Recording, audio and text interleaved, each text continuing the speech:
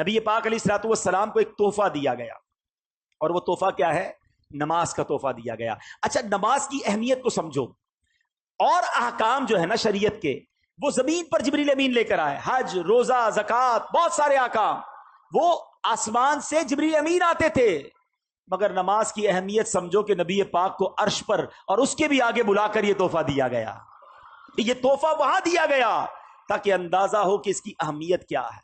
مگر جب میرے آقا واپس آ رہے ہیں تو حضرت موسیٰ علیہ السلام سے ملاقات ہوگی کہ اے محمد صلی اللہ علیہ وسلم، رب کی بارگاہ سے کیا لائے ہو؟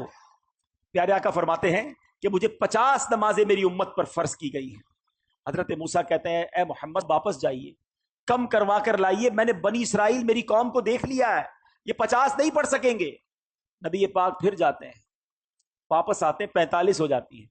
بتائیے 45 ہو گئی؟ کہا نہیں اور جائیے، یہ زیادہ ہے، کم کروائیے۔ پھر جاتے ہیں، 40 ہو جاتی ہیں، پھر جاتے ہیں 35 30، آپ عرض کرتے رہے، پیارے آقا جاتے رہے۔ یہ تھوڑا سا رک جاتا ہوں، ایک اور بات اس میں سیکھنے والی ہے کہ نبی پاک کی رسائی کیسی تھی، جب چاہتے چلے جاتے تھے۔ یہ ایک بار جانا نہیں ہوا، کسرے دنا تک کس کی رسائی، جاتے یہ ہیں آتے یہ ہیں، پھر جاتے یہ ہیں آتے یہ ہیں۔ یہ کیسا کنیکشن تھا، یہ کیسی اجازت تھی۔ اچھا، ایک اور عشق والی بات علماء کہتے ہیں کہ حضرت موسیٰ نے ہمارا تو بھلا کیا ہی کیا، اپنا بھی ایک بھلا کیا تھا۔ کوہ طور پر دیکھنا چاہتے تھے نا، نہیں دیکھ پائے نا۔ آج بھی کچھ عشاق پتہ ہے جو مدینے سے آتا ہے نا، اس کی آنکھوں کا دیدار کرتے ہیں کہ ہم نے مدینہ نہیں دیکھا، ان آنکھوں نے مدینہ دیکھا ہے، ان آنکھوں کو چوم لوں۔ حضرت موسیٰ پیارے آقا کی ان آنکھوں کو دیکھنا چاہ رہے ہیں۔ حضور ذرا پھر دیکھ کر آئیے، میں پھر آنکھیں دیکھ لوں۔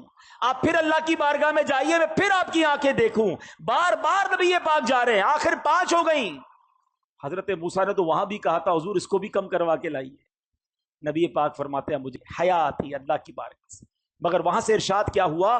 حدیث پاک ہے کہ جب 50 سے 5 کر دی گئیں تو آواز دی گئی اے محبوب، ہماری بات نہیں بدلتی، آپ علیہ الصلوۃ والسلام کے لیے ان 5 کے بدلے میں 50 کا ثواب ہے۔ اے مسلمانوں، یہ تحفہ معراج کی رات ملا ہے۔ ایک اور عقیدے کی بات، عشق کی بات ہے۔ لوگ کہتے ہیں دنیا سے پردہ فرمانے کے بعد کوئی مدد نہیں کر سکتا۔ نمازیں وہ 5 پڑھتے ہیں، ہاں بھائی 50 نہیں پڑھتے۔ یہ مدد کس نے کی تھی؟